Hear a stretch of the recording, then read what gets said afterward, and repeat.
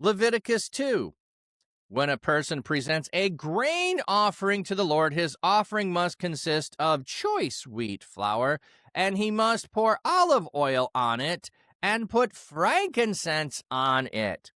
Then he must bring it to the sons of Aaron the priest, and the priest must scoop up from there a handful of the choice flour and some of the olive oil in addition to all its frankincense, and the priest must offer its memorial proportion up in smoke on the altar. It is a gift of soothing aroma to the Lord. So, a gift of soothing aroma, we're following that same pattern that we had already established in the previous chapter. But notice what it says here when a person presents a grain offering.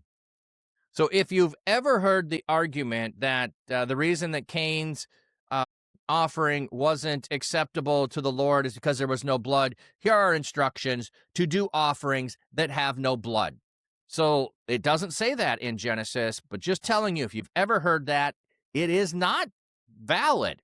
It certainly does not have any scriptural basis, because we have offerings that are in the system of giving offerings to God that are a soothing aroma to the Lord, a gift of soothing aroma to the Lord, grain offering. So you bring the grain, the flour that you present, you have olive oil that's along with it, and you have frankincense that's going to be mixed. And you have a memorial portion. So the priest must scoop out from there a handful of its choice wheat and some of the olive oil in addition to all of its frankincense. So all of the frankincense gets given and gets burnt up. You're not going to, well, you could chew the frankincense for gum, but the frankincense's purpose is for burning. The grain is intended for burning. The olive oil intended for burning, but you don't burn all of the grain or all of the olive oil. You give a memorial portion of those. You burn it up. It's pleasing to the Lord. You give that to the Lord. The remainder of the grain offering belongs to Aaron and his sons. It is most holy from the gifts of the Lord. So we did not hear what happens to the rest of the animals. So we had the animal offerings. The legs are burnt up. The organs are burned up. Those are burned up as a burnt offering. But we didn't hear what happened to the rest of the animal. Here, with the grain offering, which comes with olive oil, there's a memorial portion that's burned, and the rest is for Aaron and his sons. It is theirs. Now, we'll see as we go along, some meals, some offerings are eaten as a fellowship meal at the time of the offering is given. Some things are given to God. The memorial portion is burned, and the rest remains for the priest to have. When you present an offering of grain baked in an oven, so you can bring the grain as just flour. You can bring the grain as baking it in the oven. So you can bake it into bread or something else and bring it. It must be made of choice wheat flour baked with unleavened loaves mixed with olive oil. Or, so we have, it's baked in a loaf, it's unleavened, but it has olive oil and it's always the choice flour.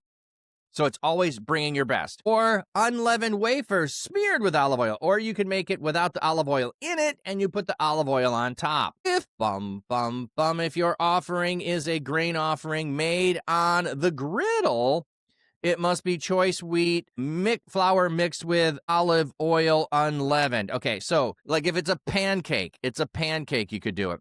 Crumble it into pieces and pour olive oil on it. It is a grain offering. If your offering is a grain offering made in a pan, it must be made with choice wheat flour, deep fried in olive oil. So like, no matter how you're doing it, the ways you're doing it, unleavened bread, you're making it with the best grain and you're making it with olive oil and you bring it. You must bring the grain offering that must be made from these to the Lord, present it to the priest, and he will bring it to the altar. Then the priest must take up from the grain offering its memorial portion and offer it up in smoke on the altar.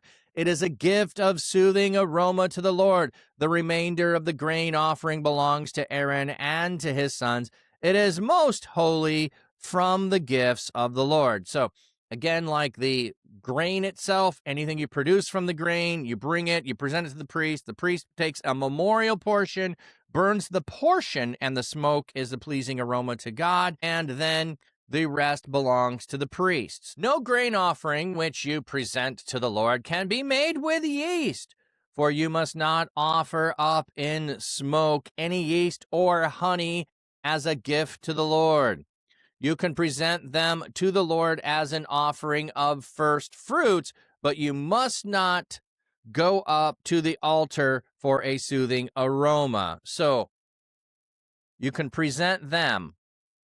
So we can have bread that is an offering of first fruits, and it could have honey, but you can't have that as your burnt offering. So the burning offering cannot contain honey or leaven. So we've had the yeast can't be in it, the yeast can't be in it, the yeast can't be in it. And oh, by the way, honey can't be in it either. Moreover, you must season every one of your grain offerings with salt. You must not allow the salt of the covenant of your God to be missing from your grain offering. On every one of your grain offerings, you must put salt. So salt has to be on the grain offering. We had all the grain offering instructions, and now all of a sudden, wait, salt has to be there. So just the flour itself needs salt. Every one of the different ways you can bring bread needs salt. So why?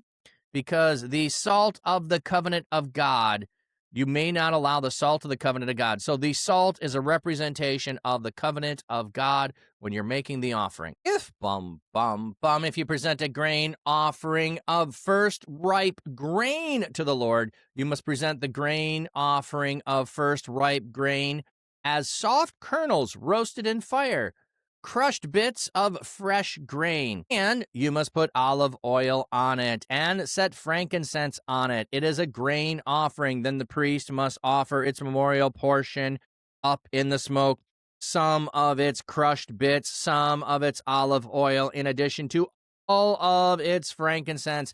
It is a gift to the Lord.